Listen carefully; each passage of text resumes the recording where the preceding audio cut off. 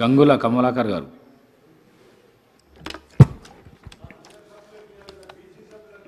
అధ్యక్ష,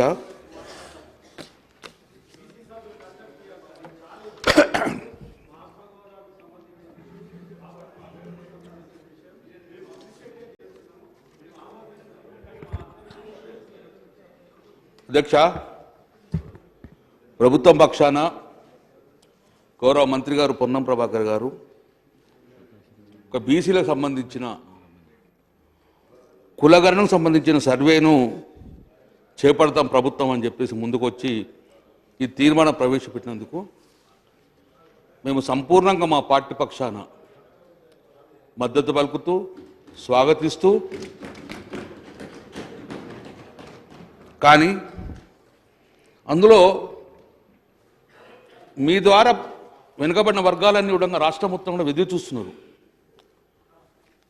మరి ఈ తీర్మానం చేసి ఎన్నికల ముందు తీర్మానం చేసి దాని తర్వాత ఏం చేస్తారు, మాకు ఎలా లబ్ధి పొందుతారు అని ఈ రాష్ట్రమంతా చూస్తున్నారు. అధ్యక్ష, అనుమానాలు నివృత్తి చేసి ఒక్క నిమిషం మీరు ఇదే అద్దండి, బీసీలకు మాట్లాడే అవకాశం కలగలేదు కాబట్టి చెప్తున్నాను మా గురి. అధ్యక్ష, నేనేమంటున్నా అధ్యక్ష, అనుమానాలు నివృత్తి చేసే బాధ్యత తీర్మానం పెట్టిన ప్రభుత్వాన్ని అనుమానాలు నివృత్తి బాధ్యత.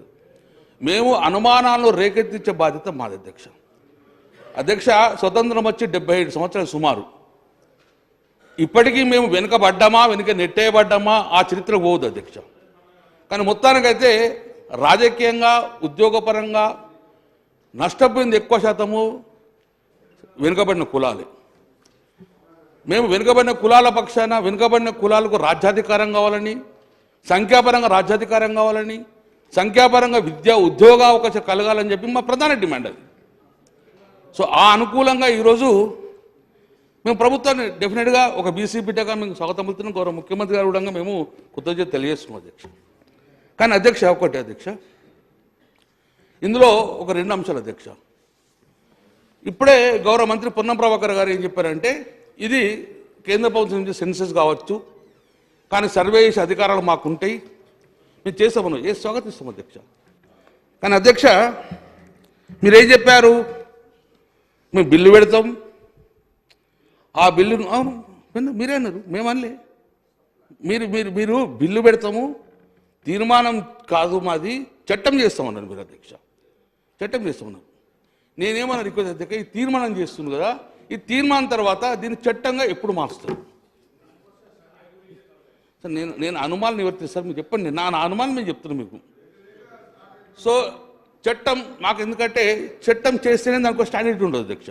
బీహార్ చూడండి, ఏపీ చూడండి, ఇప్పటికీ కర్ణాటక పరిస్థితి అట్లా ఉంది అధ్యక్ష. అందుకే దీన్ని ఈ యొక్క కులగణన చేసిన తర్వాత ఎప్పుడు దీన్ని చట్టంగా మారుస్తారు, ఆ విధి విధానాలు ఏందో ప్రభుత్వం చెప్పలేదు అధ్యక్ష. మరి ఇప్పుడు కులగణన అన్నారు అధ్యక్ష, బీసీ కులగణన చేస్తారా? ఈ రాష్ట్రంలో ఉన్న సకల జనుల కులగణన చేస్తారా? బీసీ కులగణన చేస్తే నష్టపోయేది బీసీ వర్గాలే. బీసీ అధ్యక్ష ఇప్పుడు మేము స్టార్ట్ చేయగానే మీరే బిల్ ప్రపోజల్ మీరే తీర్మానం పెట్టారు, మాట్లాడే అవకాశం కలిగించారు. నన్ను చెప్పండి అధ్యక్ష, ఏమైనా ఉంటే గట్టే నేను స్వాగతిస్తున్నాను చెప్తున్నాను. నేను డెఫినెట్గా మా బీసీలకు మాకు ఈ హక్కు, ఈ ప్రభుత్వం మీరు ఇచ్చినలా మాకు రాజ్యాంగపరంగా హక్కులు వస్తాయని మేము భావిస్తున్నాం. దానిలో ఉన్న అనుమానాలు నివృత్తి ఏమంటారు, వేరేమంటలేము అధ్యక్ష. తర్వాత రేపు పొద్దున ఏమైనా కోర్టులో ఇబ్బంది చిక్కులు రావద్దనేగా మేము కోరుకుంటున్నాం అధ్యక్ష. ఒకటి అధ్యక్ష, మరి అందులో ఎస్సీ పాపులేషన్, ఎస్సీలు, ఎస్టీలు, మైనార్టీసు, బీసీలు, సకల జనుల మొత్తం మందిని కూడా మీరు గణన చేస్తేనే బీసీ వర్గాలకు చెందిన ఎంత పరిస్థితి సమగ్ర కుటుంబం చేస్తేనే బీసీల శాతం ఎంతో బయటకు అధ్యక్ష. మరి అధ్యక్ష ఒకటి అధ్యక్ష, మరి కులగణన అన్నారు, ఇది సర్వే అంటున్నారు. What is the difference between the కులగణన అండ్ కుల సర్వే? మరి ఇప్పుడు కులగణన చేసేది ఈ సెన్సెస్ కేంద్రానికి సంబంధించిన ఇష్యూ, మా రాష్ట్రాన్ని సర్వే చేస్తున్నారు. ఈ సర్వే అయిన తర్వాత వాట్ ఈస్ ద నెక్స్ట్ అని కూడా గవర్నమెంట్ చెప్పాలి అధ్యక్ష. ఒకవేళ మీరు ఓన్లీ బీసీ వర్గాలు చేస్తారా, ఎందుకంటే అధ్యక్ష 1931లో చేసిన తర్వాత 2011లో కేంద్ర ప్రభుత్వం సెన్సస్ చేసిన అధ్యక్ష. ఆ సెన్సస్లో అప్పుడు ఓసీ ఎస్సీ ఎస్టీ అన్ని చేయడం వల్ల ఆ రోజు ఫస్ట్ టైం 2011లో central government socio economic caste census చేసిన అధ్యక్ష 2011లో. అప్పుడు దాన్ని ఎవరు చేశారు? మినిస్ట్రీ ఆఫ్ రూరల్ డెవలప్మెంట్ చేశారు అధ్యక్ష. ఎందుకంటే ఒక బీసీ వర్గం కాకుండా అన్ని చేద్దాం అధ్యక్ష. మరి ఈరోజు తెలంగాణ రాష్ట్రంలో బీసీ కమిషన్ ద్వారా చేస్తారా, లేకుంటే గవర్నమెంట్ చేస్తుందా, లేకుంటే సెపరేట్ ఒక కమిషన్ చేసి ఈ యొక్క బీసీ గణన చేస్తారో మీరు చెప్పాల్సి అధ్యక్ష. గణన చేస్తారు అధ్యక్ష. ఎందుకంటే ఇప్పుడు బీహార్లో చేసింది జీఏడీ చేసింది అధ్యక్ష, బీసీ కమిషన్ చేయలేదు. సో నా ప్రధాన డిమాండ్ ఏంటి అధ్యక్ష అంటే, ఒక బీసీ వర్గాలు కాకుండా ఈ రాష్ట్రంలో ఉన్న ప్రతి కుటుంబంలో ప్రతి ఇండ్లను సర్వే చేసి వారి వారి క్యాస్ట్ను మీరు సర్వే చేయాల్సిందిగా నేను ప్రధాన డిమాండ్ ఇస్తుంది. తద్వారానే ఈ బీసీలలో శాతభేదత ఉంటుంది అనేది బహిర్గతం అధ్యక్ష. దిస్ ద ప్రధాన డిమాండ్ అధ్యక్ష. ఓన్లీ బీసీలను చేస్తే నష్టపోయేది మళ్ళీ బీసీలే. కాబట్టి దయచేసి అధ్యక్ష, లేదు అన్ని వర్గాలను చేస్తారంటే మాత్రము ఇది బీసీ కమిషన్ ద్వారా చేస్తారా, లేకుంటే గవర్నమెంట్ పరంగా చేస్తారా, లేకుంటే సెపరేట్ కమిషన్ ద్వారా వేసేసి ఈ యొక్క బీసీ గణాంకాలను చేయాల్సిందిగా అధ్యక్ష. రెండో అధ్యక్ష,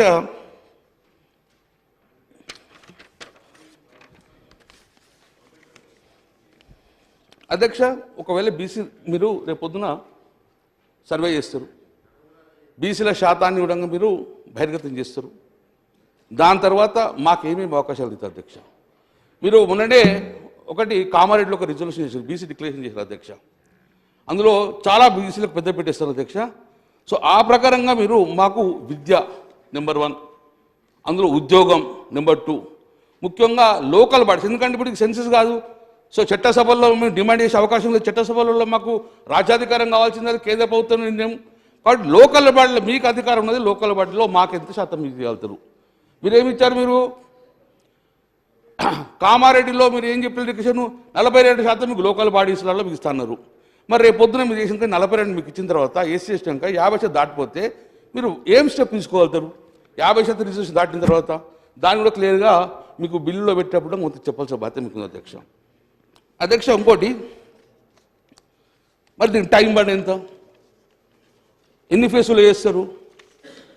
మీకు పార్లమెంట్ ఎన్నికలు వస్తున్నాయి, ఈ పార్లమెంట్ ఎన్నికల లోపల సర్వే మొత్తం కంప్లీట్ చేస్తారా? ఆ సర్వే చేసిన తర్వాత దాన్ని చట్టంగా ఎన్ని రోజులు మాస్తారు? విధి విధానాలు ఎప్పుడు చెప్తారు? దీనికి టైం బాండ్ ఏమైనా ఉందా? సో మీరు ఏమిటి తీర్మానంలో పెద్ద ఏం లేదు టైం బాండ్. మొదటి ఫేజ్లో ఎంత ఇస్తారు? ఒకటే ఫేజ్ చేస్తారా, ఒక ఫేజ్ 2 ఫేజ్ చేస్తారా? టైం బాండ్ ఎంత, టైం లిమిట్ ఎంత? అధ్యక్ష మొన్న బడ్జెట్లో చదివినాం మేము, బీహార్లో మొన్న సెన్సస్ చేసినప్పుడు వాళ్ళు సుమారు 500 నుంచి 600 కోట్ల రూపాయలు ఖర్చు పెట్టారు. మరి దీనికి ఇంత పెద్ద సర్వే చేయాలంటే ఎన్ని కోట్లు పెడుతున్నారు? మీరు ఏ బడ్జెట్ చెప్పలే. మరి కులగడ చేస్తా అన్నారు, మీరు ఎంత బడ్జెట్ లెక్క చేసిర్రు? దీనికి కావాల్సిన బడ్జెట్ ఎంత, దానికి ఎంత చేయగలుగుతారు కూడా మీరు ఎక్కడ మెన్షన్ చెప్పేసి దాని కూడా క్లియర్గా ఇంత టైం బాండ్ ఇన్ని ఫేసులు చేస్తాము, దీని ప్రకారంగా ఇంత బడ్జెట్ అవసరం అని కూడా మీరు చెప్పాల్సిన బాధ్యత మీద అధ్యక్ష. టైం లిమిట్ కూడా అధ్యక్ష, టైం బాండ్ కూడా అధ్యక్ష. మరి ఇవన్నీ కూడా బయట ప్రజలందరూ చూస్తున్నారు అధ్యక్ష. మరి ఈ ఫలాలు మాకు ఎప్పుడు అందుతాయి? సుమారు 77 సంవత్సరాల నుంచి మేము ఎదురు చూస్తూ ఉన్నాం. చాలా సందర్భాలలో మాకు రాజ్యాధికారం కావాలి, సంఖ్యాపరంగా రాజకీయం కావాలి కొట్లాడుతున్నాం, విద్యా అవకాశాలు లేవు అనుకున్నాం. ఇంత 119 ఎమ్మెల్యేలలో కనీసం మామూలు ఒక 50% మంది ఉంటారని మేము భావించినాం. చట్టసభలలో కావాలని మీరు అదే డిమాండ్ ఉంది. నేను గౌరవ ముఖ్యమంత్రి గారిని రిక్వెస్ట్ చేస్తున్నాను అధ్యక్ష, మీ పరంగా గౌరవ ముఖ్యమంత్రిని మేము రిక్వెస్ట్ చేస్తున్నాం, మీ పరంగా ఎంత విలేత అయ్యింది. కానీ గతంలో గౌరవ ముఖ్యమంత్రి కేసీఆర్ గారు ఉన్నప్పుడు మేమందరం ఒక తీర్మానం చేసి రిజర్వ్ చేసినాం. రేపు పొద్దున అదే తీర్మానాన్ని కూడా కేంద్రానికి పంపించేసి చట్టసభలలో కూడా మాకు రాజ్యాధికారం కావాలని చెప్పి ఆ డిమాండ్ కూడా గౌరవ ముఖ్యమంత్రిని ముందుండి చేయించాలని చెప్పి నేను రిక్వెస్ట్ చేస్తున్నాను రేవంత్ రెడ్డి గారిని. అధ్యక్ష ఇప్పటివరకు బీహార్లో కుల సర్వే చేశారు అధ్యక్ష. కానీ కొన్ని ఇబ్బందుల వల్ల హైకోర్టు డైరెక్షన్ ఇచ్చింది, కులగణన ఏమన్నా సర్వే చేసింది, కానీ సుప్రీంకోర్టులో కొంచెం ఇబ్బంది పెట్టింది అధ్యక్ష. ఇప్పటికీ ఆ చిక్కులుడంగా సమస్య పరిష్కారం కాలేదు అధ్యక్ష. తర్వాత కర్ణాటకలో అధ్యక్ష బీసీ కమిషన్ చేసిన సర్వే అది 2015 నుంచి చేసుకుంటారు అధ్యక్ష. ఇప్పటి కూడా ఆ రిపీట్ను బహిర్గతం సబ్మిట్ చేసే పరిస్థితి రాలేదు అధ్యక్ష. సో చిక్కులు ఉన్నాయి అన్న, చాలా చిక్కులు ఉన్నాయి. అటువంటి చిక్కులు మనం ఫేస్ కావద్దని చెప్పి నేను రిక్వెస్ట్ చేస్తున్నాను. నేను సంపూర్ణంగా నేను బీసీ మన మండల కమిషన్లు కొట్లాడుకున్న బీసీ వర్గాల కాబట్టి ఎక్కువ సంతోషం మా వర్గాల అధ్యక్ష. మా వర్గాల వస్తే మేము మాట్లాడేది ఏ వర్గానికి వ్యతిరేకంగా కాదు అధ్యక్ష. మేమందరంగా ఏ వర్గానికి వ్యతిరేకంగా మాట్లాడము, ఏ కమ్యూనిటీకి వ్యతిరేకంగా మాట్లాడము. మాకు రాజ్యాధికారంలో మాకు హక్కులు కావాలని చెప్పి పోరాటం చేసి మా జాతులు అన్నీ కూడా అమ్మాయి మీరు ఇస్తా అంటే సంతోషం తీసుకుంటాం, జీవనాతలు ఇస్తాం, మేము అంతగానే ఎక్కువ ఏం చేయగలం అధ్యక్ష. బీహార్లో జిఐ డిపార్ట్మెంట్ ఇచ్చిన అధ్యక్ష, వాళ్ళు 2023లో చేసిన అధ్యక్ష. కానీ ఇప్పటికి కూడా ఆ రిపోర్టు పబ్లిక్ డొమైన్కి వస్తలే అధ్యక్ష. అంటే చేస్తాం, తర్వాత పొలిటికల్ ప్రెజర్స్ భయంకర ప్రెజర్స్ ఉండడం వలన అది ఇప్పటికి బహిర్గతం కాలేకపోతుంది. ఆ అవకాశం కూడా మనం ఇవ్వకుండానే ఈ చట్టం చేసుకుని దాన్ని డైరెక్ట్ చట్టం చేసి విధివిధానాలు చేసే విధంగా మనకు సుప్రీంకోర్టులో కానీ ఎక్కడ చిక్కులు రావాలి కోర్టులో వేరే క్యాస్ట్ ఇబ్బంది రాదు అధ్యక్ష. ఆంధ్రప్రదేశ్ స్టార్ట్ చేసింది అధ్యక్ష, వాళ్ళు ఇప్పుడు కూడా బహిర్గతం చేసే పరిస్థితి లేదు. మనం కూడా ఒకసారి సర్వే చేసిన తర్వాత ఈ యొక్క రిపోర్ట్ కూడా బహిర్గతం చేసే విధంగా మనం చట్టాన్ని తయారు చేసుకోవాలని చెప్పి నేను రిక్వెస్ట్ చేస్తున్నాను అధ్యక్ష. అధ్యక్ష ఇంకొకటి అధ్యక్ష,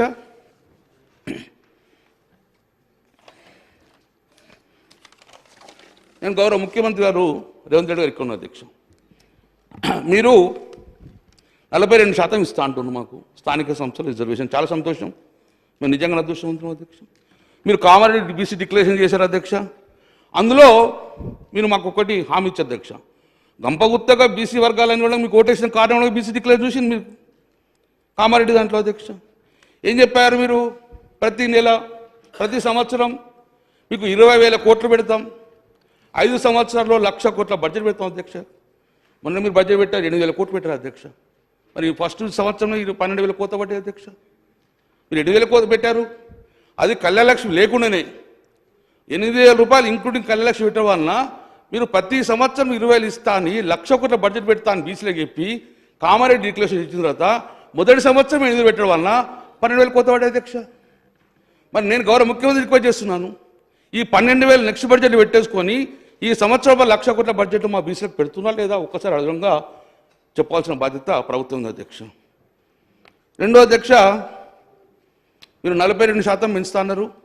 వచ్చే స్థానిక సంస్థలు జడ్పీటీసీ ఎన్నికలు ఉన్నాయి అధ్యక్ష, సర్పంచ్ ఎన్నికల అధ్యక్ష, అందులో మాకు 42% వాటా మాకు ఇవ్వాల్సిందిగా దాని లోపలే ఈ యొక్క సమగ్ర కుటుంబ సర్వే చేసి మాకు ఆ స్థానిక సంస్థల లోపల వెనుకబడిన వర్గాలకు 42% ఇవ్వాలని చెప్పి నేను ప్రధానంగా డిమాండ్ చేస్తున్నాను అధ్యక్ష మా పార్టీ పరంగా. ఎందుకంటే మీరు ఇచ్చిన హామీ ఏది కామారెడ్డిలో ఉన్న డిక్లరేషన్ గౌరవనీయులు మన సిద్ధరామయ్య గారు రావడం జరిగింది అధ్యక్ష, మేము కూడా విన్నాను, అది చాలా సంతోషపడ్డాం, మా వర్గాలను సంతోషపడ్డాం.